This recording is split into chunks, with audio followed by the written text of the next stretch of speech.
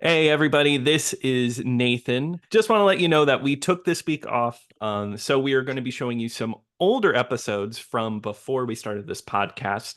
And today we are going to be showing you an older episode where we talked about Dressed to Kill. Thank you for listening, and we'll see you around next week. Or I'll see you around I'll see you around next week.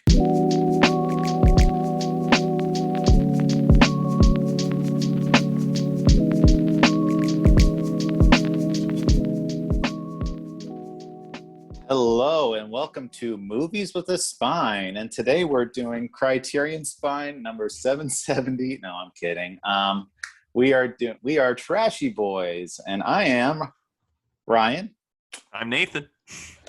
And today we're talking about 1980s Dressed to Kill by Brian De Palma, a movie that I think is finally starting to get appreciation because it certainly did not get its appreciation when it came out. No, I think Criterion, which we brought up, it definitely helped with that experience, giving it a nice re-release. So it's awesome.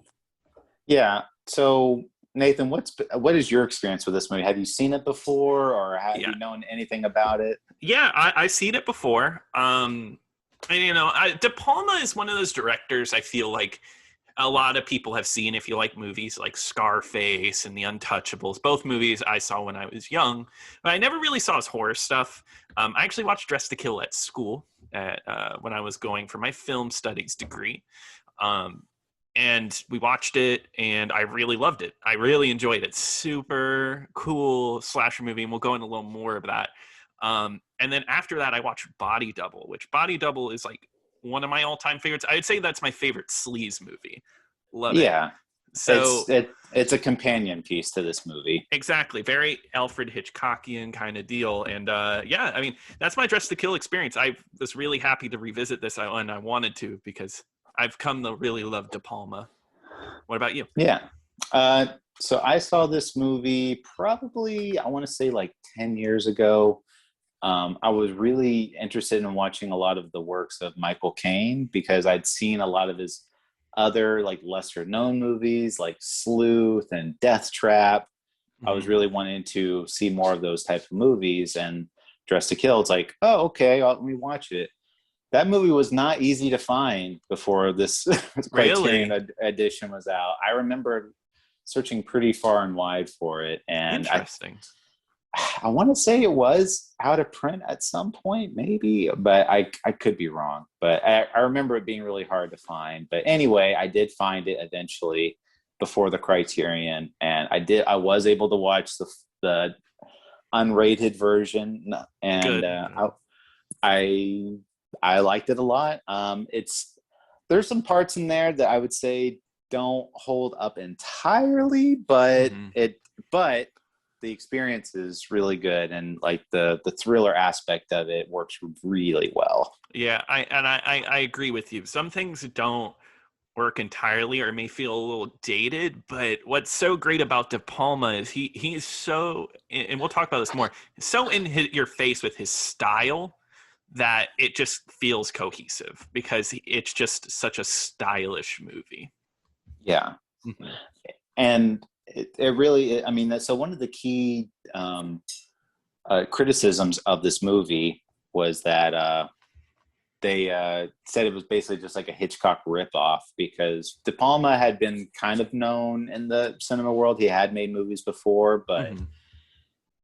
people were saying like, "Oh, this is just a sleazy ripoff version of Hitchcock," and we'll get into it. But I did watch a lot of the special features with the interviews with Good. Brian De Palma, and he was just saying like, I never hid the fact that I was using a lot of cinematic language that Hitchcock was using, and I even said that in the interviews when the movie came out. So I don't know why people were saying I was ripping him off. It was clearly like an homage to him. Now I was gonna say it's like very like what people would throw criticism on like a Tarantino or something where it's, oh, you're ripping off, but it's definitely like I never felt like, because this movie's more akin to like Psycho is what people Mm-hmm. would draw comparisons to, where it has homages, but it's not, I don't think it's entirely like Psycho, or like No, it's not. I mean it's I could definitely see Hitchcock making like a movie like this if he were around in the 80s, Yeah, yeah, because it's similar to Frenzy, like that's where what that's sleazy. that's what they even said in the special features, that Frenzy was kind of disregarded as this really sleazy, like terrible movie Hmm. made by Hitchcock. And but now it's like I said, these movies have been kind of getting this new light because people would see a lot of these scenes as very gratuitous or things that didn't need to be, that were like misogynistic, which we can get into that later. But Hmm. it's it really does feel like a more modern take on those type of movies, because I mean if Alfred Hitchcock could have made a movie in the 60s or 50s that did have nudity, sex, and things like that, he definitely would have. Yeah. I feel that way. Oh yeah, So that freak would have for sure. absolutely. Yeah.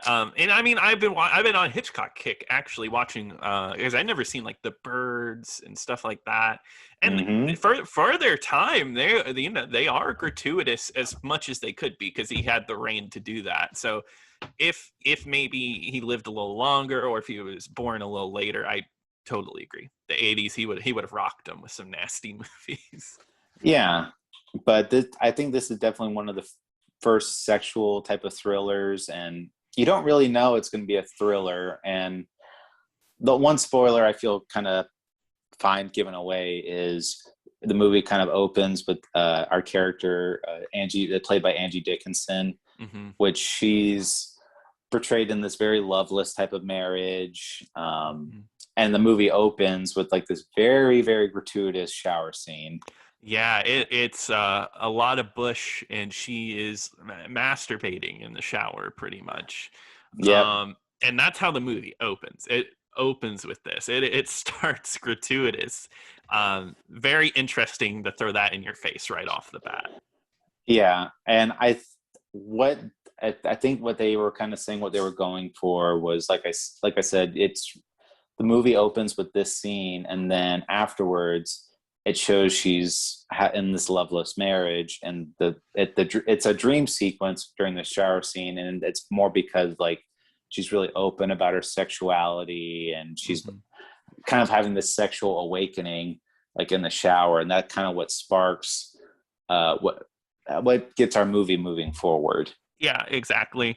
Um, and that's the thing is that then the next scene, right, is she goes to the therapist. The therapist is played by Michael Caine, and Hmm. she's complaining about her marriage. She's even like tries to tell the doctor like, "Hey, would you have sex with me?" And he's like, "I would, but I'm married. I can't have sex with you." Um, and and I guess we'll get into this whole movie. The first 30 minutes is is about 30 minutes of the movie. Maybe Which even a little longer. with almost no dialogue too. Yeah, God, I love it. I really do love it. It's very dialogueless, especially past this point. She goes to a museum, and she kind of like flirts with a stranger.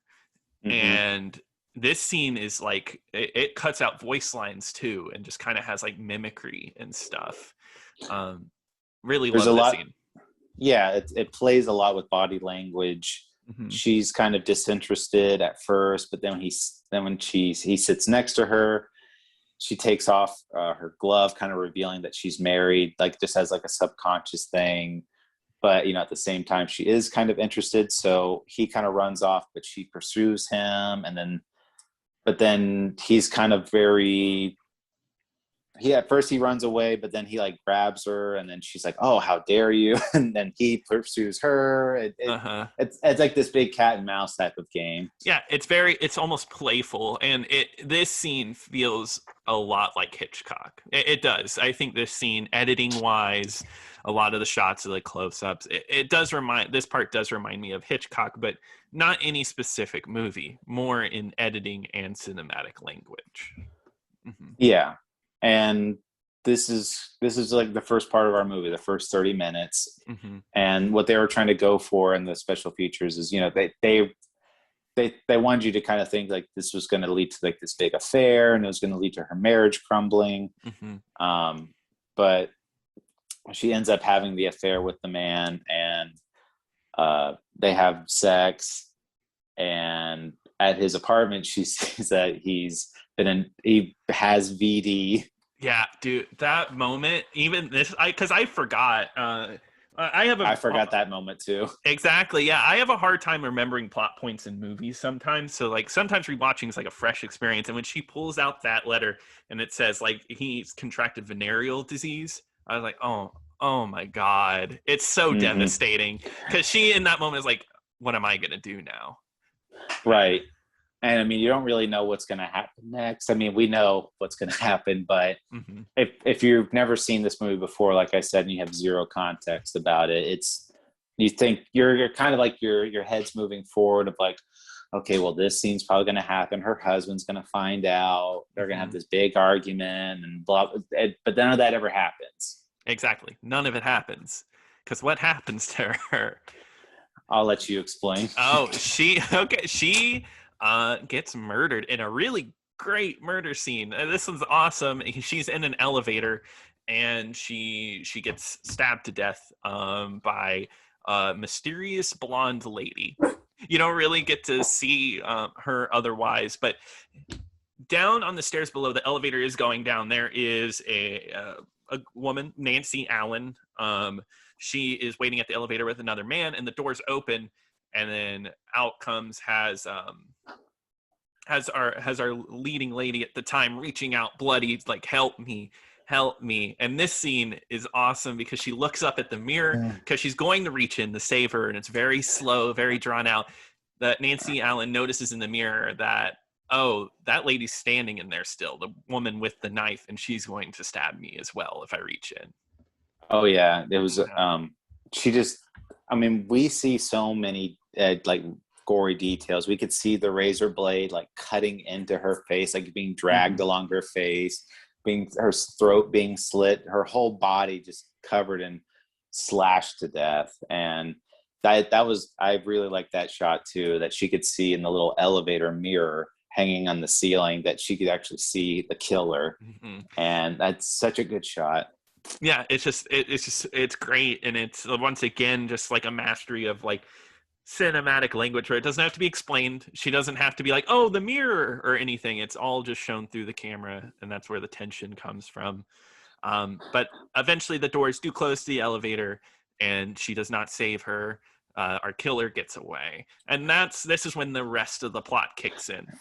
Right, and the whole reason that this Nancy Allen becomes our new protagonist, and because of this murder, she picks up the murder weapon as it's dropped by the killer, and she's immediately a suspect for the murder because they have no other leads towards this case. So it's kind of like, well, you're the only one. So yeah, and that cop, who's he played by? One second, I have it. Dennis Franz. Love that guy. He's always great in everything he shows up in. He's such a jerk and so sleazy in this movie. Yeah, because he basically like tells Nancy Allen, like gets her to do things that cops can't do on the side.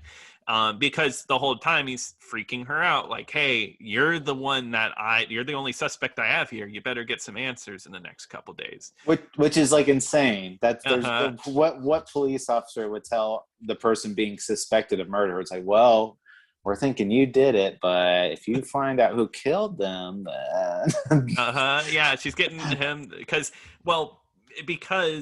Michael Caine does get questioned. The therapist is like, hey, can you give more info about her? Do you know where like she went or if she's going to meet somebody? And he's very tight-lipped. He is not going to say anything about his client, and thus the cop really can't get any info. Which is crazy too, also because he questions Michael Caine. She says he asked him the question, was she sleeping around, or do you know if she was having an affair? And he said, that's not your business. That's between me and my patient. I'm like, this is a murder suspect. This is a murder investigation. Of course, that would be relevant information. Yes, you have to. And I guess that gets like everything going because not only does everybody else like think the therapist is hiding something, they think so does so does Angie Dickinson's son, who is also a main character in this movie. She has a very young son, and he's like, he knows computers, he knows technology, and I really love this plot point. I think this is cool. He sets up a Super 8 camera to record at certain times the front door of the therapist's office to record who's coming in and who's coming out, and like getting average times and stuff. I thought that was really like a cool part of the movie. That was a really cool part, and there's a lot of split screens in this movie of like his hand, like with the stopwatch, and he's actually timing people how long it physically. Because the reason why he does that is that he knows that the killer probably is one of Michael Caine's patients, because they say like they were there at the same day, and that's one of the main people. They don't know who it is though, so he kind of times to see how long it takes for people to come out of the office, and that way he can set up a video camera of every person that comes. Yeah, so he can kind of see who he can implicate, and he does get Nancy Allen in on this. I guess we didn't mention Nancy Allen is a prostitute. That's why she's like, the person she was sleeping with then was a married man. She couldn't really give that information out on who he was, or she didn't really know.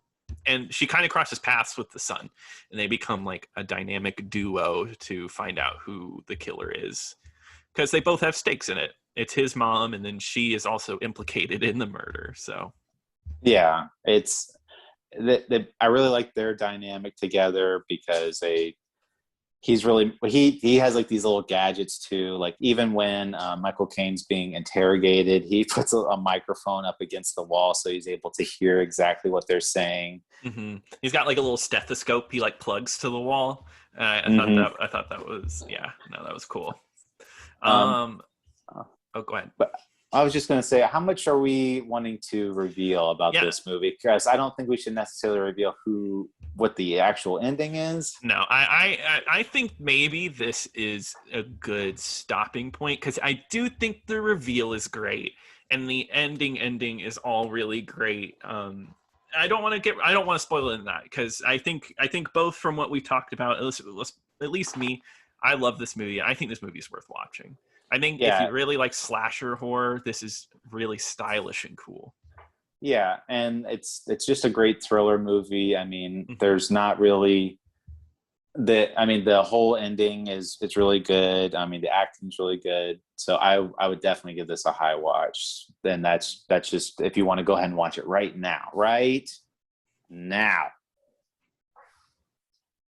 Ending the podcast, right? Yeah. Right there. Yeah. Yeah. See you later. No, just kidding. Go watch it. But no, for real, watch it. It's worth a watch if you haven't. Maybe one day we'll do movies with a spine episode. But what did you get out of your special features that you got? So there was a lot of special features in here. There's about an hour-long documentary about the making of the movie, which is really good. So it kind of started out as two different movies, where Brian De Palma was actually wanting to adapt the movie Cruising that Al Pacino did, and with William Friedkin, but it never panned out. So that's why the first half of this movie kind of starts off as like a different movie, where it's like a cruising, where it's like a married woman is cruising for like somebody to have an affair with. That makes type sense. of thing. And then that's where the murder happens, because I forget what inspired him, but I think he said he saw like a report about transsexuals, because becomes like a main plot point in the movie. And actually the movie originally didn't open with the shower scene. It actually opened with the trans person actually cutting off their own penis. Oh my God. Yeah, that was that for 1980. I don't know if they could have gotten away with that. Holy crap. Which they said that was like, we didn't know what to do, that sort of thing. But yeah, they go through like the whole thing, and the whole reason like they had Angie Dickinson in there, because at the time, other than Michael Caine, she was the most well-known person. She had a show called Policewoman. He basically is like, I need a big star to have in my movies, because I'm not going to have a whole lot of time to establish her as a character. So I need a well-known person, people like. So that's why Angie Dickinson was in the movie. And Nancy Allen, who Brian De Palma was married to at the time, he wrote that part. Wow, I didn't even know that. Yeah, and he was specifically married to her at that time. So that's why he was like, I wrote this part specifically for her. And Peter, Angie Dickinson's son in the movie, Keith Gordon, the guy who plays him, he said that he actually modeled the role after Brian De Palma. He said Brian De Palma never saw himself in that role, but Keith Gordon actually saw that role as Brian De Palma, because he said when he was talking to Brian De Palma that a lot of the characteristics that Peter had, that's what Brian De Palma had. So that's why he sort of played it like that. That's really cool. And I love Keith Gordon in this movie. He's got he looks very 80s. He looks like an 80s kid. He's I don't know. It's interesting. And I love seeing him in stuff because he's in another one of my favorites, Christine. He's in that. He plays the main character, Arnie. Yeah. Yeah, and he was originally he wanted to learn a lot about directing, and he actually used this movie. He asked Brian De Palma if he could shadow him, and Brian De Palma Brian De Palma kind of took him under his wing, and he actually is not a super well-known director, but he's well-known in the television world. He's directed a lot of television episodes of really famous TV shows. So he definitely has gotten around and been able to do his work before. Yeah, and I'm looking at his filmography. I guess he was on Cinema, one of the Oscar specials. Oh, was he? Yeah, I haven't gotten that far in the timeline, but that's cool.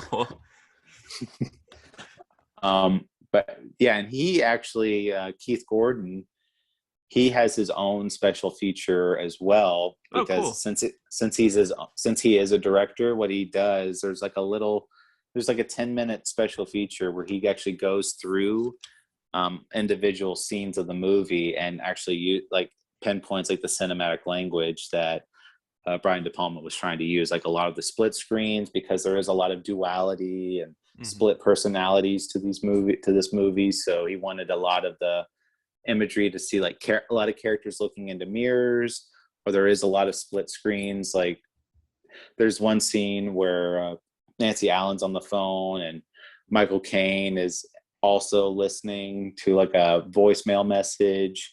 They're both watching the same TV show. So he said the scene would be focusing on 4 different things at once in a split screen. So, kind of like what he did a little bit earlier in Sisters, except that was just focusing on 2 things. But that would be nuts, right? And he even said like there would be like certain perspectives that you wouldn't know which character was from, like during the interrogation scene. Nancy, it'd focus in on Nancy Allen, so you wasn't sure if it was like the cop staring at her or if it was the son.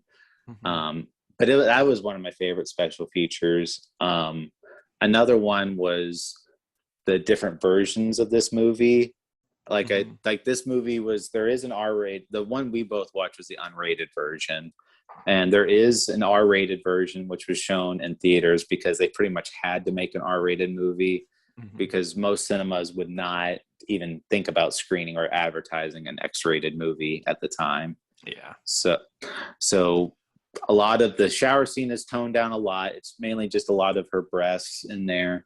And a lot of the murder scenes are not as brutal, where we actually see the razor blade going into the neck or slashing the face. It's just a lot of very implied scenes that are happening. Makes sense. And there's even a network television version that they show. What? This was shown on TV? It was. Wow. So the shower scene is super awkward because it's just Angie Dickinson just like mouth like agape, like she's kind of like making a moaning face, but she's just looking directly at the camera. You don't see any body parts. The murder scene is just the killer and Angie Dickinson are in the elevator, and the next scene she's just like keeled over, like laying on the ground all bloodied, so you don't even see her being attacked by the razor blade. Wow. Oh my god.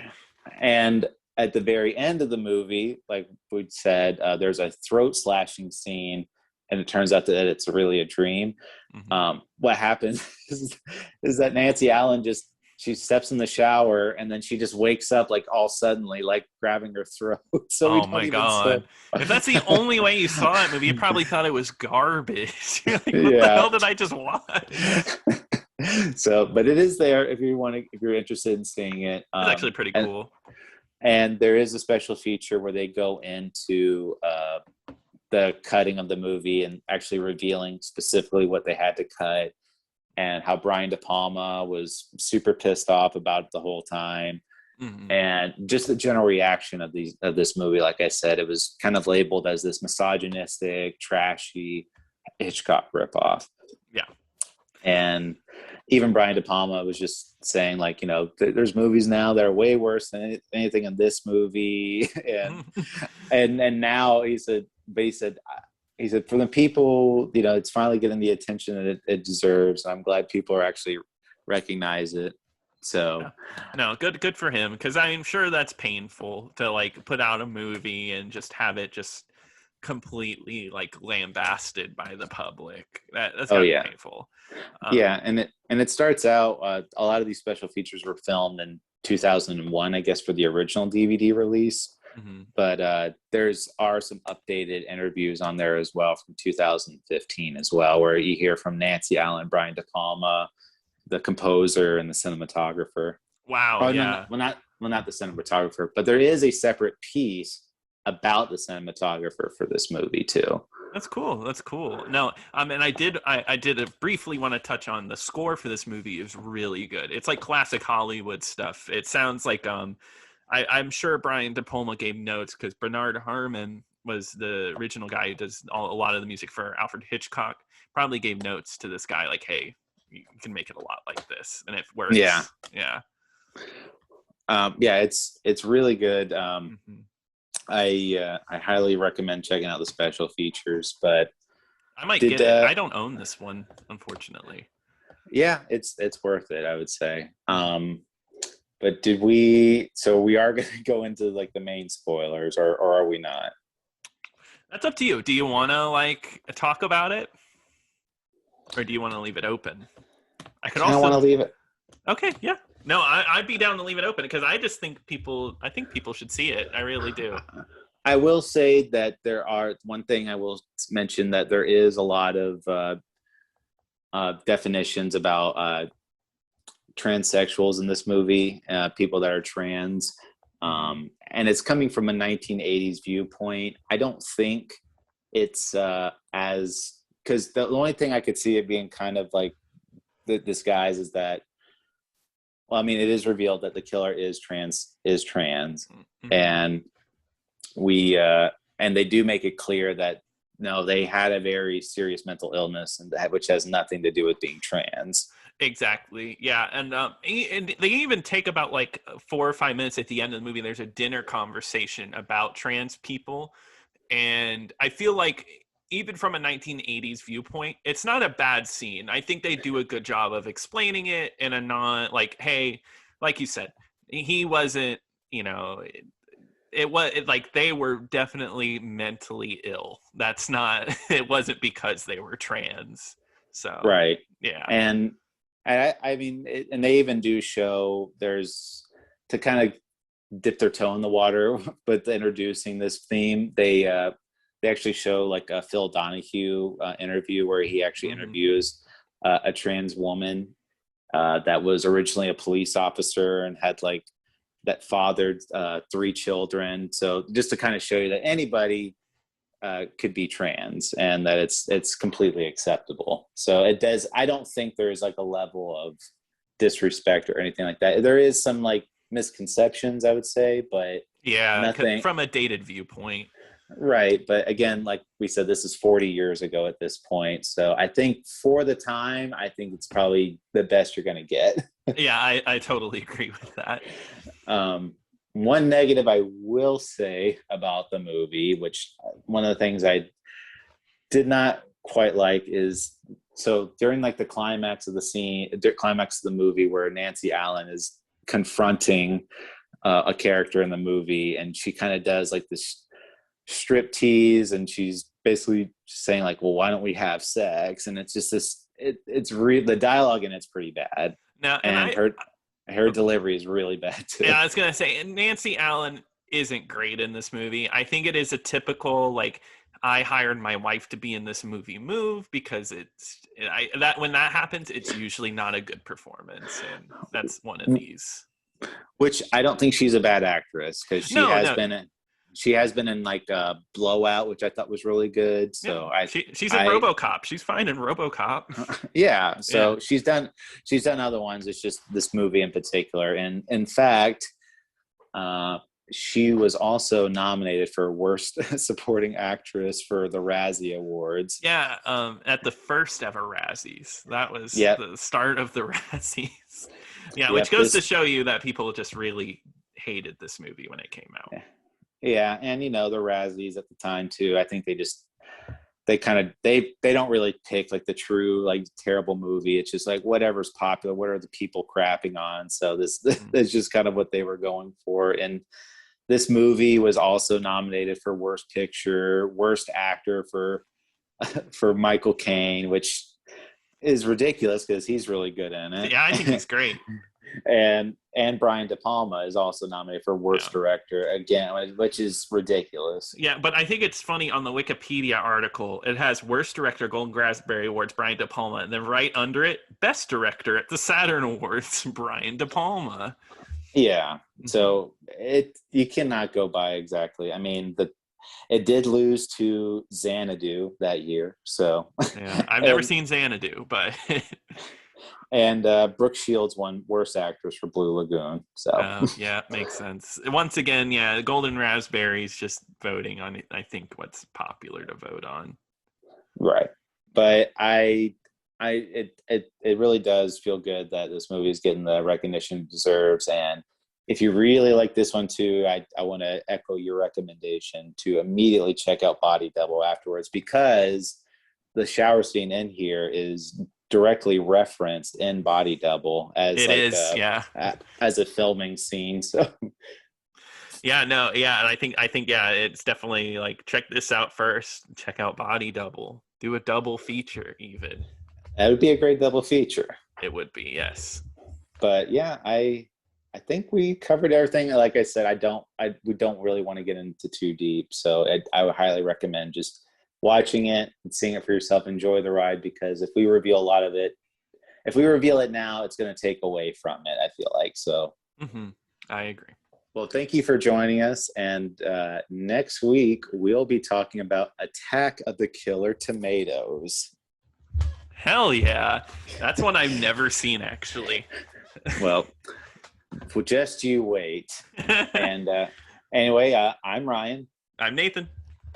And thank you for joining us, and we'll see you next time. Good night. Bye.